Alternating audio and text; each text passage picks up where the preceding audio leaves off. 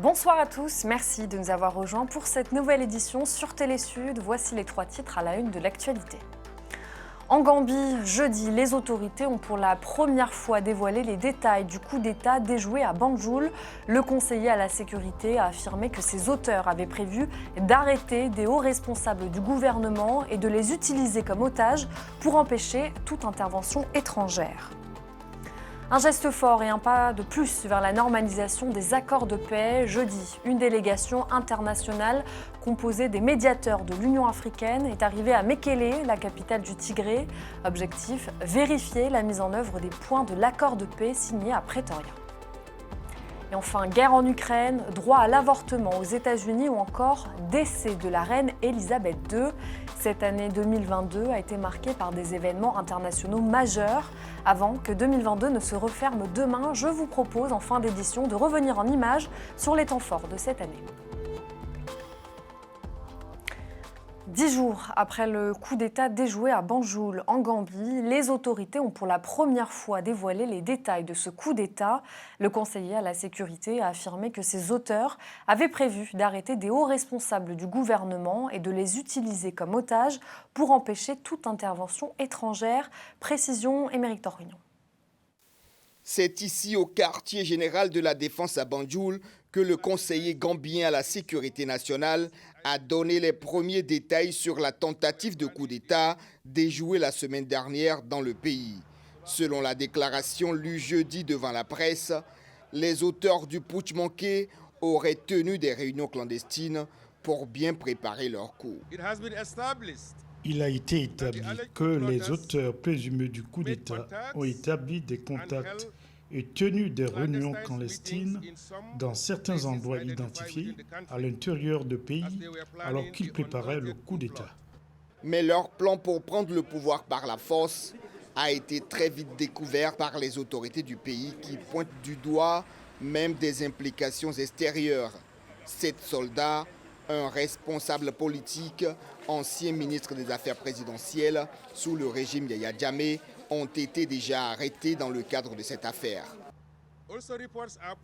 Les rapports font également part de l'implication présumée de support du coup d'État venant de collaborateurs civils de l'intérieur et de l'extérieur du pays. Les enquêtes se penchent sérieusement sur cet aspect. Selon le plan des auteurs présumés du putsch, certains hauts responsables du gouvernement devraient être arrêtés et utilisés comme otages pour empêcher toute intervention étrangère si le putsch avait abouti, a précisé le conseiller à la sécurité nationale. Pour faire toute la lumière sur cette affaire, une commission d'enquête a été mise sur pied mardi. Elle devrait rendre son rapport dans un mois. À Bamako, le procès des 46 militaires ivoiriens soupçonnés d'être des mercenaires par la junte malienne se poursuivait ce vendredi. La première journée du procès s'est tenue à huis clos et sous haute surveillance des forces de sécurité. Pour l'heure, aucune information officielle sur les condamnations requises n'ont été communiquées. Je rappelle que depuis juillet dernier, ces 46 soldats sont détenus malgré la pression du gouvernement ivoirien. Ce procès intervient donc avant l'ultimatum fixé au 1er janvier 2023 par les chefs d'État ouest-africains pour libérer les soldats. Une affaire qui fait réagir à Bamako. Écoutez. Quand même, c'était pour trouver une porte de sortie pour l'ensemble des 2 États. Donc il y a un État qui était affranchi. Les autorités ivoiriennes qui étaient à Abidjan la semaine dernière pour venir voir les autorités maliennes et ils ont échangé. Et on a appris que le procès doit se passer aujourd'hui. Donc on a profité de l'occasion pour être solidaire avec les Maliens. Mon souhait pour que ce problème finisse, une fois pour de bon, pour que les 2 peuples continuent leur marche ensemble de manière naturelle. Le Mali et la Côte d'Ivoire sont 2 pays frères. Et quand le président s'exprime, il parle de ces mots à chaque fois. Nous sommes 2 pays frères. Alors je crois que ce procès peut changer beaucoup de choses. Et je crois que le Mali et la Côte d'Ivoire vont se donner la main pour continuer donc à travailler ensemble. L'argent investi par la junte au Mali pour s'offrir les services des mercenaires du groupe Wagner russe serait plus utile s'il était investi dans des projets économiques. Déclaration faite par le président algérien Abdelmadjid Tebboune. Depuis 2 ans, le Mali a été le théâtre de coups d'État, d'attaques djihadistes et a observé le retrait de la force Barkhane après 9 ans sur le territoire. Le président algérien affirme qu'il est beaucoup plus inquiet pour le fait que le Sahel s'enfonce dans la misère. Là-bas, la solution est à 80% économique et à 20% sécuritaire, a-t-il déclaré au journal français Le Figaro. Une délégation internationale de haut niveau composée du médiateur de l'Union africaine, Uhuru Kenyatta, et une trentaine de diplomates africains et occidentaux est arrivée jeudi à Mekele, la capitale du Tigré. Une première depuis les accords de Pretoria. Ce voyage est un geste fort de plus après la visite lundi d'une délégation gouvernementale éthiopienne. Explication Valentine Exantius. Nouveau geste fort dans la normalisation des relations de paix entre rebelles du Tigré et gouvernement éthiopien. Jeudi, comme il l'avait annoncé, l'ancien président kényan Uhuru Kenyatta a posé un pied dans la capitale tigrienne de Mekele. À l'ordre du jour, le lancement du mécanisme d'observation et de surveillance de l'Union africaine prévu par l'accord de paix de Pretoria, signé le 2 novembre dernier à Pretoria. Autre point que l'envoyé spécial de l'Union africaine tâchera d'aborder, la poursuite des discussions entre les anciens belligérants. C'est la première fois depuis la signature des accords de paix à Pretoria le 2 novembre dernier qu'une délégation se rend sur le territoire. Chefs du TPLF et rebelles du Tigré s'étaient mis d'accord sur un accord de cessez-le-feu et sur un suivi vérification de l'Union africaine de la mise en œuvre du dit accord.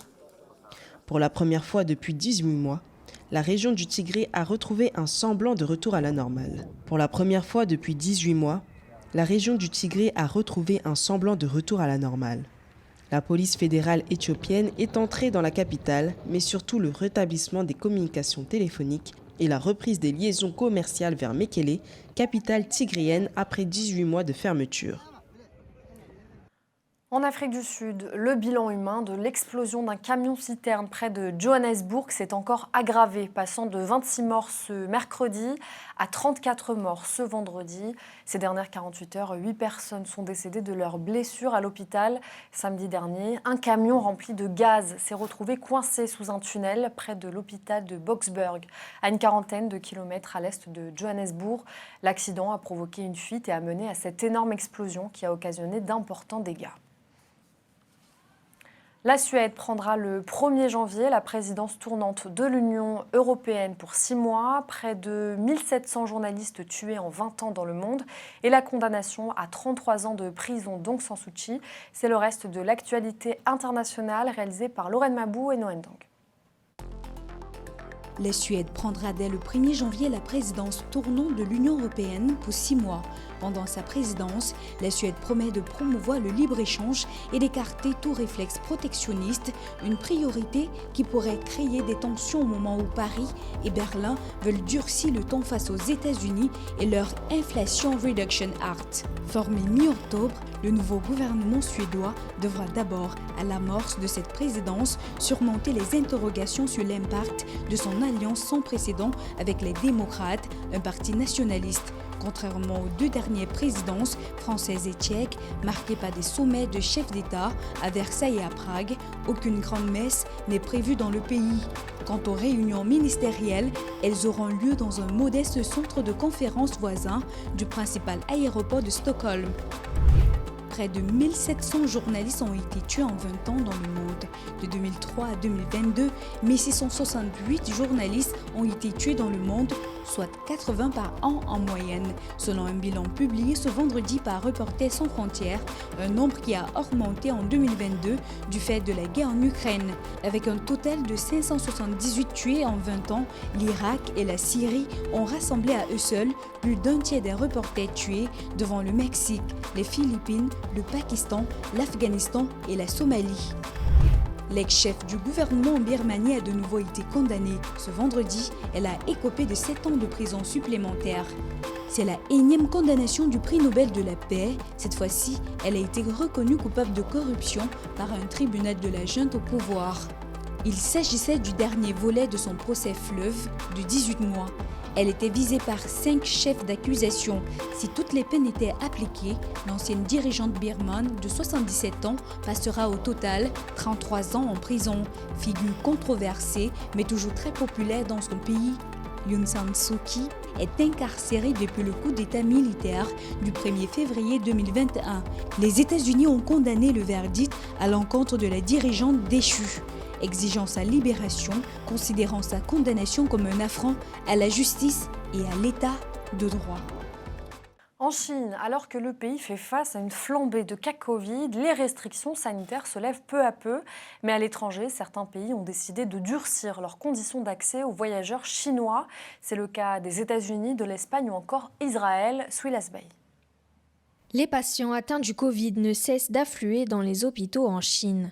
Une flambée des cas qui intervient après le changement opéré par la Chine dans sa politique zéro Covid. En réaction à cette levée brutale des restrictions par le gouvernement chinois, plusieurs pays tels que l'Espagne, les États-Unis ou encore Israël ont décidé de mettre en place des contrôles obligatoires aux frontières pour les passagers en provenance de Chine. Au niveau national, nous mettrons en place des contrôles dans nos aéroports en exigeant que les passagers en provenance de Chine présentent un test de dépistage négatif au Covid ou un schéma complet de vaccination. Si les autorités chinoises se veulent rassurantes, certains pays remettent en question les chiffres avancés et préfèrent rester prudents. Une fermeté que la Chine juge excessive. Les États-Unis expliquent leur décision par ce qu'ils considèrent être un manque de transparence du pouvoir chinois. Les autorités chinoises ne nous donnent pas beaucoup d'informations sur les virus qui se propagent en Chine. Et nous nous inquiétons de l'apparition de nouveaux mutants avec toute cette multiplication du virus en Chine. C'est à ce moment-là que de nouveaux mutants apparaissent. C'est pourquoi, en guise de barrière, nous imposons cette exigence de tests pour essayer de maintenir hors des États-Unis le plus longtemps possible les nouvelles variantes potentielles qui pourraient apparaître en Chine. Japon, Italie, Espagne, Israël, ces dernières heures, la liste des pays qui imposent des tests aux voyageurs venant de Chine s'allonge. Jeudi, l'Union européenne a tenté de mettre en place une riposte commune de ses pays membres, mais sans succès pour le moment. Et un pays, lui, souhaite se tourner vers la Chine pour renforcer sa coopération. C'est la Russie. Déclaration faite par Vladimir Poutine lors d'une rencontre par visioconférence avec le dirigeant chinois Xi Jinping, louant la résistance de Moscou et Pékin face aux pressions occidentales. Écoutez. Dans le contexte de tensions géopolitiques croissantes, l'importance du partenariat stratégique russo-chinois en tant que facteur de stabilisation augmente. Nous avons les mêmes points de vue sur les causes, le cours et la logique de transformation en cours du paysage géopolitique mondial. Malgré l'environnement extérieur défavorable, les restrictions illégitimes et le chantage direct de certains pays occidentaux, la Russie et la Chine ont réussi à assurer des taux de croissance records du chiffre d'affaires commercial mutuel. Guerre russo-ukrainienne, droit à l'avortement remis en cause aux États-Unis ou encore décès de la reine Elisabeth II. Cette année 2022 a été marquée par des événements internationaux majeurs. Alors avant que 2022 ne se referme, samedi, je vous propose de revenir en images sur les temps forts de cette année avec Noël Dong et Mathieu Nicolas.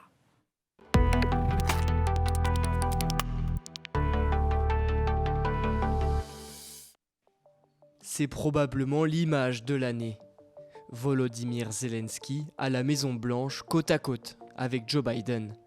La visite du président ukrainien aux États-Unis est la première qu'il effectue depuis 8 mois, depuis l'invasion de l'Ukraine par la Russie le 24 février. Cette attaque, qui a suscité la stupeur et l'effroi dans le monde entier, a eu ses partisans et ses détracteurs. Conséquence de l'échec retentissant de la diplomatie, la guerre de l'Ukraine a aussi consacré l'échec du blitzkrieg russe, entraîné l'exil de millions d'Ukrainiens et fait peser la menace nucléaire sur le monde. Derrière la résistance du peuple ukrainien, les images d'horreur à Boutcha, une tragédie parmi tant d'autres, alors que la guerre se poursuit, laissant derrière elle une traînée de souffrance et de destruction. Le 17 novembre, alors qu'une tempête de neige s'abat sur Buffalo au nord des États-Unis, à Sharm el-Sheikh, en Égypte, s'ouvrait la conférence des Nations Unies sur les changements climatiques. La COP27 qui a dû jouer les prolongations pour aboutir à un accord qualifié d'historique. Si les efforts en matière d'atténuation et d'adaptation climatique restèrent minces, la COP27 aura eu pour but de reconstruire la confiance entre les pays du Nord et les pays du Sud. La COP27 a reconnu pour la première fois la nécessité d'aider financièrement les pays les plus vulnérables à faire face aux dégâts causés par le réchauffement climatique. Depuis le 24 juin 2022, l'avortement n'est plus un droit fédéral aux États-Unis. La Cour suprême, dominée par les juges conservateurs, a remis en cause vendredi l'arrêt Roe vs Wade de 1973 et renvoyé aux États le soin de légiférer sur cette question. Cette décision a provoqué la colère des manifestants et a été qualifiée de recul historique des droits des femmes. Toujours aux États-Unis, le jeudi 27 octobre a marqué un tournant dans la vie des utilisateurs de Twitter. Après des mois de tergiversation, Elon Musk rachète Twitter. Prix de l'opération, 44 milliards de dollars. Depuis, l'avenir du site de microblogging reste incertain. La gestion erratique de son nouveau propriétaire est pointée du doigt et les rumeurs de faillite fleurissent jour après jour. La question que tout le monde se pose désormais est « Qui va diriger Twitter ?» C'est le visage le plus célèbre que l'on ne rencontrera plus. Celui de la reine Elisabeth II, monarque la plus célèbre de la planète. La reine est décédée le 8 septembre dernier. Elle avait 96 ans. Près d'1 million de personnes ont pu se recueillir devant sa dépouille avant d'être inhumées en privé dans la chapelle du roi George VI du château de Windsor. La monarque, qui régnait depuis le 6 février 1952, a battu tous les records de longévité sur le trône à la tête du Royaume-Uni. Premier dans l'ordre de succession, le prince Charles, 74 ans, est ainsi devenu le roi Charles III après sa mort. Son couronnement aura lieu le 6 mai 2023. Le monde du football est en deuil depuis hier. La légende brésilienne Pelé s'en est allé à l'âge de 82 ans. Il est le seul joueur de foot à avoir été sacré 3 fois champion du monde avec la Seleção, l'équipe nationale. Le gouvernement brésilien a décrété 3 jours de deuil national pour lui. Rendre hommage, Valentine Exantus. And now watch Pelé, number 10, always the master and the scorer of goal number 3. Il n'avait que 17 ans et il réalisait déjà des exploits sur le terrain. Pelé, le seul joueur de l'histoire à avoir remporté 3 éditions de la Coupe du Monde, 58, 62, 70. Le roi nous a quittés. Il avait 82 ans. Je suis très triste, car en tant que Brésiliens, nous avons perdu une idole. Cela nous a choqués. Mais j'imagine que tout le monde entier est choqué, car il nous a représentés dans toutes les coupes. Considéré comme le meilleur joueur de football de tous les temps, il avait collectionné les titres collectifs et les distinctions individuelles. Désigné meilleur athlète du siècle par le CEO, il a fait pleurer adversaires et supporters. Aujourd'hui, c'est uni dans la douleur que tous le pleurent. Je suis venu présenter mes respects, mes adieux. Le roi ne meurt jamais. Pour moi, il n'est pas mort.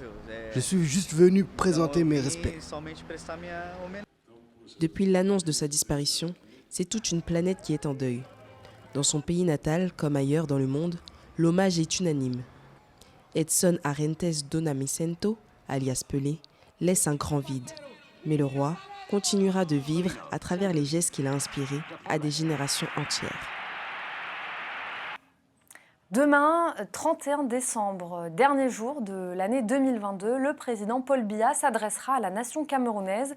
Ce traditionnel discours fait un bilan de l'année écoulée et fixe les priorités pour 2023.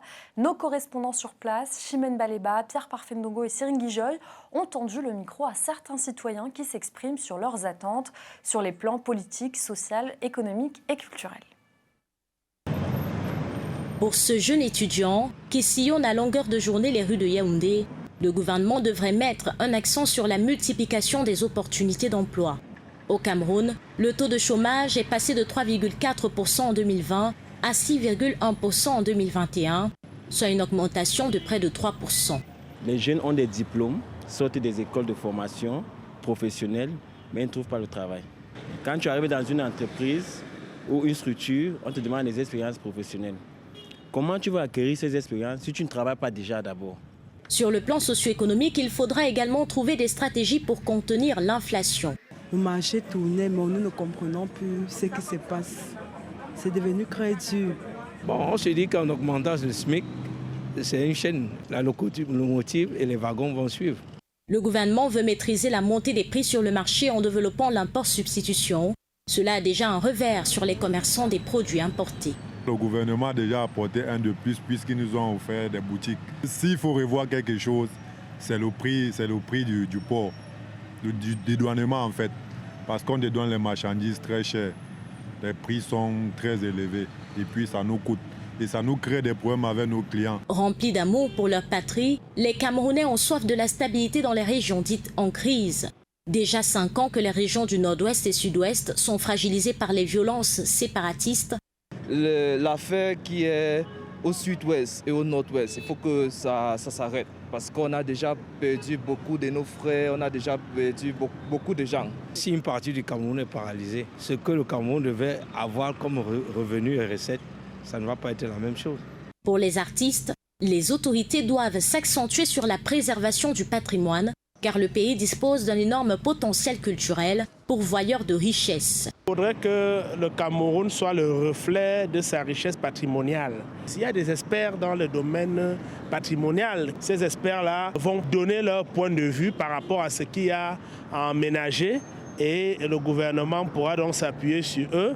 Tous attendent avec impatience le message du président Paul Biya qui fixera cette fois les priorités pour l'année 2023, en espérant que certaines de ces revendications soient prises en compte au premier rang. Et à la veille du changement d'année, les festivités de fin d'année sont vécues avec sobriété au Burkina Faso. Pour cause, certains enfants se retrouvent privés de famille en raison des conflits internes. Fête de fin d'année dans cette période d'insécurité, comment les Burkinabés vivent les dernières périodes 2022 et des Maïbla. Au pays des hommes intègres, les fins d'année sont généralement festives pour les populations des villes et villages et plus particulièrement pour les enfants. Mais cette année, l'ambiance n'est pas à la fête au Burkina. Compte tenu de la situation sécuritaire, cette fête, chacun fête la fête comme il peut. Voilà. Pour ceux qui en ont les moyens, qui peuvent aider les autres, il y en a qui organisent des dons et tout, pour aider un tant soit peu les déplacés internes. À travers cette crise, il y a des familles qui sont déplacées internes, qui ont perdu tout espoir aujourd'hui et qui vivent de manière, je dirais, dans la crainte, dans la peur, et en raison du fait qu'ils ont été terrorisés. Le pays fait face à la multiplication des attaques terroristes faisant de nombreuses victimes au sein des forces armées et des populations civiles. La vigilance prime alors de plus en plus sur l'euphorie des jours fastes. Parmi ces populations déplacées internes, il y a beaucoup d'enfants. Beaucoup d'enfants, non seulement en âge scolaire, mais aussi des enfants de moins de 5 ans qui vivent des moments difficiles. Il y en a certainement qui ont perdu leurs parents. Il y en a dont les parents sont aussi dans l'extrême précarité, ne pouvant pas, en ces fins d'année, leur offrir même un repas, à plus forte raison un abri, et du coup, ça pose énormément de problèmes.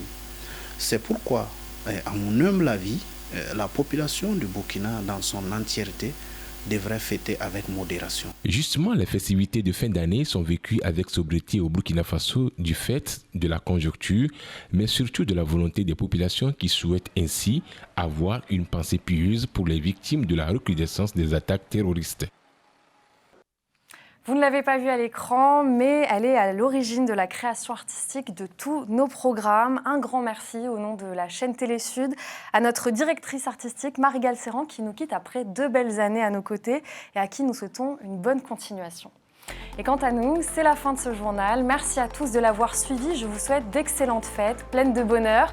Et en attendant, continuez à vous informer sur Télésud.